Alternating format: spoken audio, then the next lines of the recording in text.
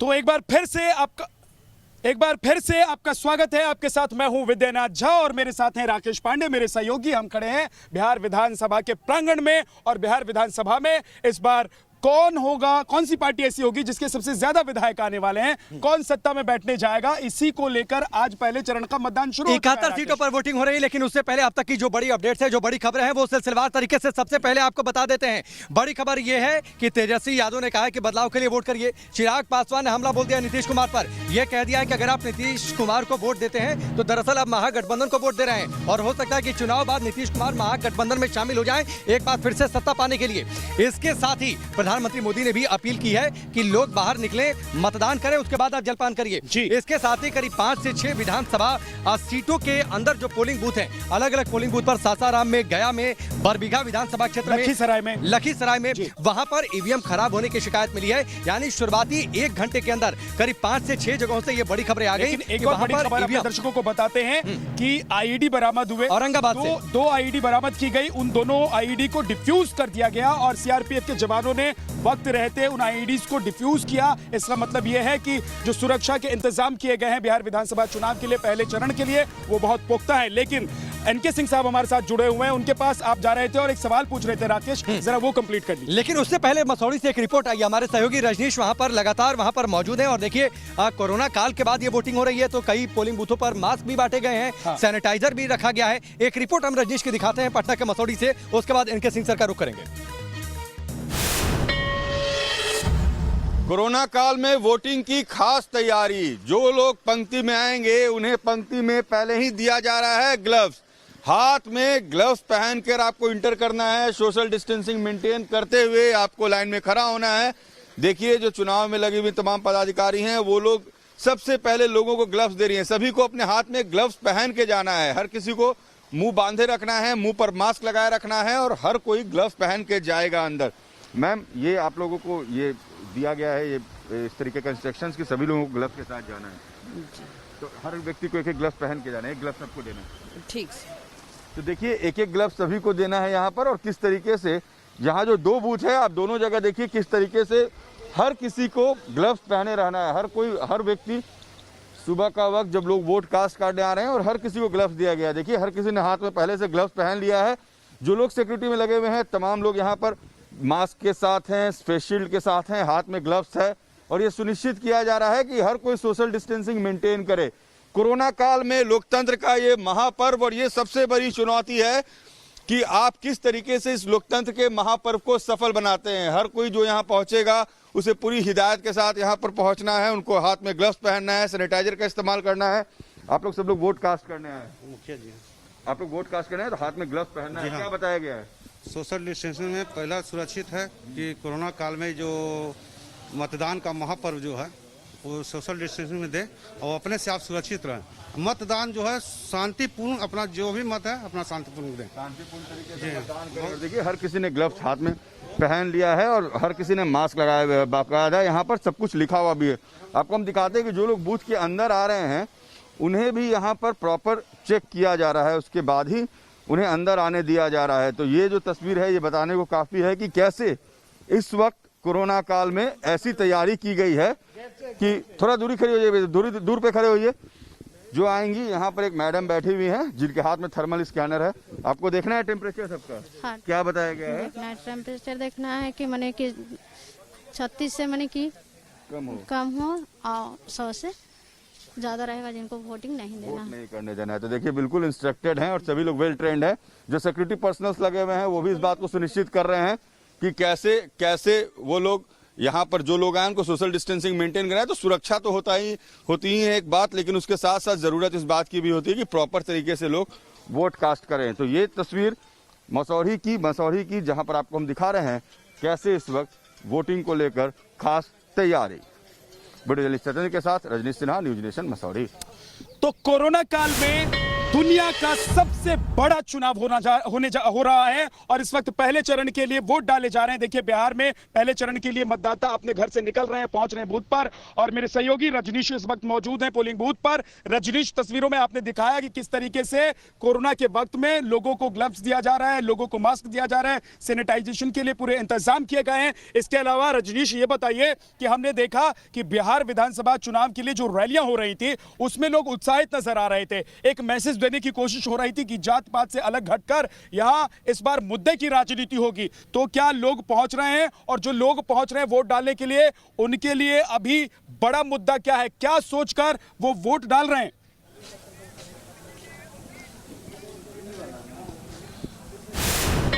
बिल्कुल, देखिए अभी मैं अभी थोड़ी देर में एक वॉक थ्रू भी भेजूंगा जो ग्रामीण इलाकों में मैंने किया है और वहां पर बहुत लंबी कतार थी और लोग बिल्कुल स्पष्ट कह रहे थे कि अब जात पात की बात जो है वो पुरानी हो गई, अब हम विकास पर, रोजगार पर, शिक्षा पर वोट करेंगे।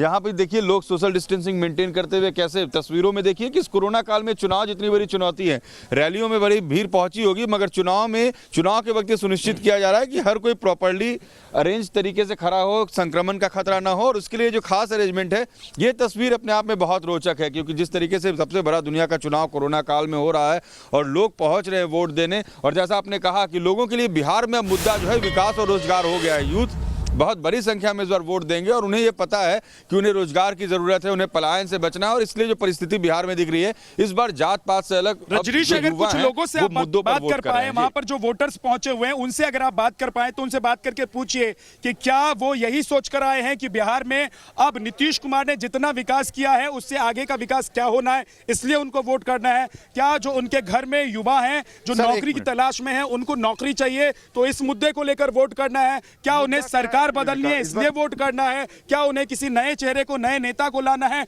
ये सब सोचकर वो वोट करने के लिए आए। घेरा में सर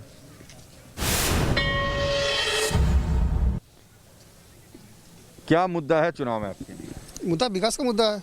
विकास मुद्दा है जी। क्या लगता है कि अब जात पात से अलग बिहार में लोग सोचने लगे हैं, विकास मुद्दा बना है? जात पात का समय अब खत्म हो गया, अब जात पात से कुछ होना जाना नहीं है।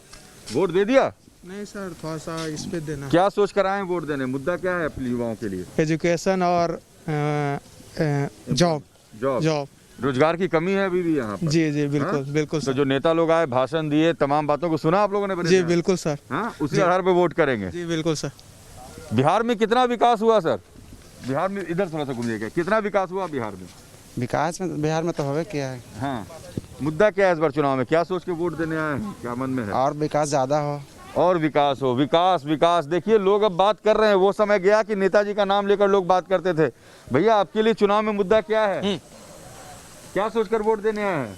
तो अपना चुनाव खाली वोट देने आए हैं। हाँ, तो कुछ सोचे होंगे ना। रजनीश आपके पास लौट कर आएंगे लेकिन राकेश एक बात है, एनके सिंह साहब के पास आप जाइएगा। लेकिन देखिए क्योंकि बात ये है कि नेताओं की बात नहीं हो रही है, मुद्दे की बात हो रही है। लेकिन एक बात जरूर याद रखिए कि इस चुनाव में जब तेजस्वी यादव पहुंच रहे हैं लोगों तक, उनके बैनर पोस्टर में भले ही आपको लालू यादव नजर नहीं आए लेकिन लोगों की जुबान पर लालू यादव हैं। बिल्कुल सिंह साहब के पास बिल्कुल, और लालू यादव को नकारा नहीं जा सकता है बिहार की सियासत में, भले वो फ्रंट तौर पर सामने हो या फिर इस वक्त वो जेल में है। एनके सिंह सर, एक सवाल, जो आपने लोगों से बातचीत सुनी है रजनीश की, उन बातचीत को आपने सुना होगा, उसके साथ जो मेरा पहले सवाल था कि क्या वाकई इतना परिवर्तन अचानक से आ जाएगा या फिर ये कोरोना के दौर में लॉकडाउन था उसका ये बड़ा साइड इफेक्ट है कि जो आज जिन 71 सीटों पर चुनाव हो रहा है 25 पर सबसे ज्यादा आरजेडी 2015 में जीती थी, इन 25 में से 22 सीटों पर यादव वोटर्स का कब्जा है। क्या ये सब कुछ अचानक से परिवर्तित हो जाएगा? राजपूत का 7 सीटों पर, भूमिहार का 7 सीटों पर, कुशवाहा का 7 सीटों पर, तो क्या बिहार की राजनीति में अचानक से कास्ट फैक्टर गायब हो जाएगा इस बार के चुनाव में?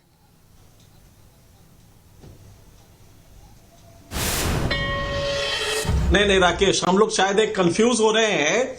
ये विकास वगैरह ये कहा जाता है, ये वाइट के लिए बहुत अच्छा लगता है। ऐसा है कि हम लोग जो बेसिक बात नहीं समझ रहे हैं, अनएम्प्लॉयमेंट किस वर्ग में ज्यादा है, माइग्रेंट लेबर कहां का था? ये वही था जो दबा कुचला नीचे की जाति का था, वो जो बैकवर्ड, मोस्ट बैकवर्ड और दलित, यही वर्ग था जो कि ज्यादा माइग्रेंट लेबर था।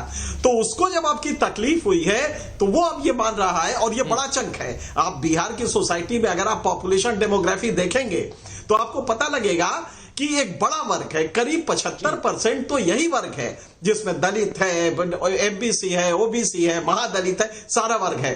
तो यही उसकी त्रासदी झेल रहा है। तो वही नाराज है कि भाई नीतीश ने उस समय हमारे लिए कुछ नहीं किया, जब हम सड़कों पे थे, जब हमारा रोजगार चला गया, तो यहां पे बिहार में हमारे लिए कुछ नहीं हुआ है। तो ये जो नाराजगी है, दरअसल ये कास्ट बैरियर को पार नहीं कर रहा है, लेकिन ओवरऑल जो सोशल डिप्राइव्ड सेक्शन है, जो तमाम कास्ट का है, नहीं तो एनके सिंह सर, क्या ये मान लें कि जो मैंने ये पूछा था कि कोरोना के दौर में लॉकडाउन, उस लॉकडाउन का ये साइड इफेक्ट पलायन का मुद्दा पहले से भी था, लेकिन इस बार इस लॉकडाउन ने पलायन के मुद्दे को गंभीर बना दिया, और इतना गंभीर बना दिया कि हो सकता है कि सत्ता पलट जाए।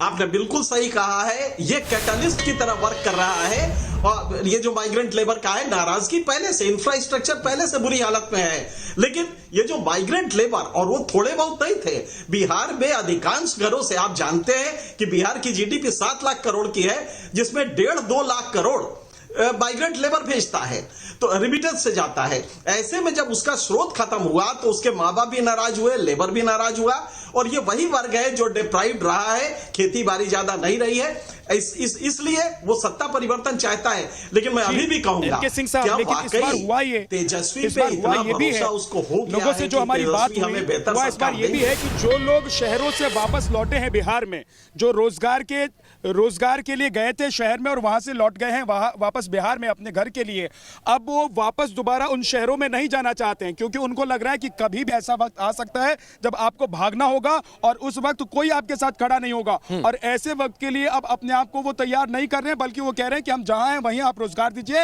हम उस नेता को चुनेंगे जो नेता हमें रोजगार देगा, हम उस नेता को सत्ता में लाएंगे जो नेता अब विकास को आगे बढ़ाएगा। नीतीश कुमार ने विकास की गाड़ी को जहां तक पहुंचाया, उससे आगे ले जाने वाला कौन है? क्योंकि लोग ये भी कह रहे हैं कि शुरुआत के 6-7 साल ऐसे थे जब विकास की गाड़ी को नीतीश कुमार बहुत तेजी से चला रहे थे, लेकिन उसके बाद विकास की गाड़ी की रफ्तार बहुत धीरे हो गई। इसीलिए लोग, अभी कुछ लोग जो हैं वो नाराज भी नजर आते हैं नीतीश कुमार से, लेकिन रजनीश हमारे साथ हैं, मेरे सहयोगी, उनके पास चलते हैं। राकेश, बिल्कुल रजनीश, जरा एक बार फिर से आप लोगों से बातचीत करिए, क्योंकि देखिए पहली बार ऐसा हो रहा है कि नौकरी की बातचीत ज्यादा हो रही है, कास्ट फैक्टर रहा है, लेकिन क्या वाकई जिसका जिक्र एनके सिंह सर कर रहे हैं कि इस कोरोना के लॉकडाउन ने कैटालिस्ट का काम कर दिया, उत्प्रेरक का काम कर दिया, और अचानक से सारी परिस्थितियां बदल गई। जरा 3-4 मुद्दों पर मैं चाहूंगा जितना ज्यादा संभव हो सके, नौकरी हो गया, पलायन, किसान, शिक्षा, उद्योग, कोरोना वैक्सीन, जरा फटाफट कुछ रिएक्शन आप लीजिए।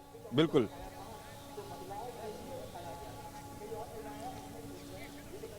बिल्कुल राकेश, देखिए कुछ लोग इस तरफ हैं मेरे, मैं उनसे पूछने की कोशिश करता हूं कि आखिर उनके लिए जो मुद्दा है वो चुनाव में क्या है। भाई, चुनाव में मुद्दा क्या है? शिक्षा है, विकास बस। आपको रोजगार लगता है? आप लोग यंग हैं, क्या चाहते हैं सरकार क्या करे, क्या किस चीज़ की जरूरत महसूस होती है? रोजगार की सर, रोजगार की कमी है। तो बिहार में कास्ट पे वोट नहीं होता है, आप लोग कास्ट पे वोट नहीं करते हैं, मुद्दे पे वोट होता है, या यहाँ कुछ कहते हैं फिर वोट कुछ और मुद्दों पर होता है? नहीं सर, ऐसा विकास ही मुद्दा है। सर, क्या लगता है इस इलाके में विकास हुआ? मुद्दा क्या है आपके यहाँ, लोग क्या कह रहे हैं? विकास के लिए हम लोग वोट देंगे। पलायन कितना बड़ा मुद्दा है इस इलाके में? पलायन सर, बाहर जो लोग काम करने जाते हैं, क्या अभी भी यहाँ लोग बाहर जाना पड़ता है काम करने के लिए? जी बिल्कुल सर, काम नहीं है लोगों को, काम नहीं मिल रहा बिहार में। रोजगार बहुत बड़ा मुद्दा है, रोजगार होना चाहिए आदमी को, विकास भी जरूरी है। रजनीश, आपके पास लौट कर आएंगे। तो आज बिहार की जनता पहले फेज के लिए मतदान कर रही है, और बिहार की जनता आज ये कम से कम 71 सीटों के लिए तय कर देगी। आज इनका मत जो है ईवीएम में बंद हो जाएगा, और ये तय हो जाएगा कि इन 71 सीटों पर किस पार्टी को बढ़त मिलने वाली है, कौन सा नेता चुनकर आएगा, किसका सूरज डूबने वाला है, और 10 तारीख को किसका सूरज, और क्या आरजेडी को 2015 में इन 71 सीटों पर जो बढ़त थी वो बढ़त को बरकरार रख पाती है या फिर उसको आगे लेकर जाती है? ब्रेक ले, लेकिन उससे पहले आपको यह भी बता दें, थोड़ी देर से ही सही, राहुल गांधी ने भी ट्वीट कर दिया है। राहुल गांधी ने लिखा है, इस बार न्याय, रोजगार, किसान, मजदूर के लिए आपका वोट हो सिर्फ महागठबंधन के लिए, पहले चरण के मतदान की आप सभी को शुभकामनाएं। ये राहुल गांधी ने ट्वीट किया है। यहां पर एक ब्रेक ले लेते हैं। ब्रेक के बाद लगातार हमारी बड़ी कवरेज बिहार चुनाव को लेकर जा रही है। पहले चरण में 71 सीटों पर वोट डाले जा रहे हैं। आपसे थोड़ी देर पहले राहुल गांधी ने ट्वीट करके लोगों से मतदान की अपील की है। इसके साथ ही क्या कुछ कहा है राहुल गांधी ने अपने ट्वीट में, वो भी हम आपको दिखाते हैं। इस बार न्याय, रोजगार, किसान, मजदूर के लिए आपका वोट हो सिर्फ महागठबंधन के लिए, बिहार के पहले चरण के मतदान की आप सभी को शुभकामनाएं। थोड़ी देर से सही, लेकिन राहुल गांधी ट्विटर पर आ गए, ट्विटर पर आए हैं। लेकिन राकेश, एक चीज देखिए, आप बिहार के चुनाव में तेजस्वी जिस तरीके से आगे बढ़कर और आरजेडी को एक तरीके से आगे ले जाने के लिए सक्रिय नजर आए, महागठबंधन का कोई नेता इतना सक्रिय बिहार में मुझे कम से कम नजर नहीं आया। तेजस्वी ऐसा लग रहा था कि उनको पता है कि इस बार का चुनाव जो है वो बहुत कुछ तय कर देगा। तेजस्वी इस बात को बहुत पहले से समझ चुके थे और यही वजह थी कि 100 से ज्यादा रैलियां उन्होंने की। अब सोचिए आखिरी दिन में 13 रैलियां उन्होंने की। और राहुल गांधी जो बड़ा चेहरा है, जिनको आप ये कह सकते हैं कि अगर नरेंद्र मोदी को बीजेपी ने चेहरा बनाया है बिहार में और उनके पोस्टर बैनर लगाए हैं, तो राहुल गांधी का चेहरा कांग्रेस को लगाना चाहिए था, लेकिन उतने बैनर पोस्टर आपको राहुल के नजर नहीं आए। ठीक है, एनके सिंह सर हमारे साथ लगातार जुड़े हुए हैं। एनके सिंह सर, एक सवाल आखिरी आपसे, छोटा सा जवाब, क्या वाकई नौकरी के मुद्दे पर वोट कर रहा है बिहार? बेरोजगारी की बातचीत हमने कर ली, नीतीश कुमार को आजकल गुस्सा भी बहुत आ जाता है, क्या उन्हें इस बात का एहसास है कि इंडियन इनकम्बेंसी हावी हो रही है? तेजस्वी बहुत ज्यादा एक्टिव है, उन्हें इस बात का एहसास है कि इस बार बाजी पलट सकती है। इन सभी बातों को मिलाकर एक आपका विश्लेषण।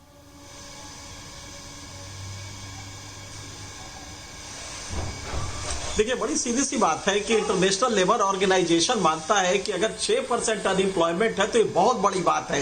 यहाँ पे 45% अनएम्प्लॉयमेंट है, तो ये एक बड़ा मुद्दा है। और बड़ा मुद्दा उस वर्ग में है जहां की जो डिप्राइव्ड सेक्शन है। और चिराग पासवान ने बड़ी खतरनाक एक वो किया है, बड़ा ही होशियारी से किया है कि नीतीश फिर वापस उधर चले जाएंगे। ये अपर कास्ट वोटर जो बीजेपी का है या नीतीश का था, उसको डरवाने के लिए कि नीतीश अगर जीते, उनकी संख्या बढ़ी, तो वो उधर महागठबंधन में चले जाएंगे। ये इस सवेरे सवेरे ट्वीट करना, ये एक बहुत ही चालाकी भरा ट्वीट है। मैं समझता हूं कि इसका असर पड़ेगा और अगर व्यापक असर हुआ तो ये चुनाव को बदल सकता है, क्योंकि वक्त की कमी है। बहुत बहुत शुक्रिया हमारे साथ जुड़ने के लिए आपका। लेकिन हम अपने दर्शकों को बताना चाहते हैं राकेश की आज पूरे दिन भर बिहार विधानसभा चुनाव पर बड़ी कवरेज लगातार हम दिखाते रहेंगे। अभी हमें रुकना पड़ेगा, कुछ और खबरें अपने दर्शकों को दिखाएंगे, लेकिन हम पूरे दिन मैदान में मौजूद हैं, जमीन पर मौजूद हैं, उन इलाकों में भी हमारे सहयोगी मौजूद हैं जहां पर आज वोटिंग हो रही है, तो वहां से पल पल का अपडेट हम आप तक पहुंचाते रहेंगे। बिल्कुल, 71 विधानसभा सीटों पर वोट डाले जा रहे हैं। एक बार फिर आपसे अपील, इससे पहले कि ब्रेक लें, कि अगर आपने अभी तक मतदान नहीं किया है और इन 71 विधानसभा सीटों में रहते हैं, तो आप घर से निकलिए, तुरंत मतदान करिए, क्योंकि ये आपका अधिकार है। लोकतंत्र सफल रहे, लोकतंत्र बेहतर तरीके से आगे बढ़े, इसके लिए बहुत जरूरी है कि आप अपने मताधिकार का इस्तेमाल करते रहें। लगातार बड़ी कवरेज, बड़े अपडेट्स हम आपको देते रहेंगे।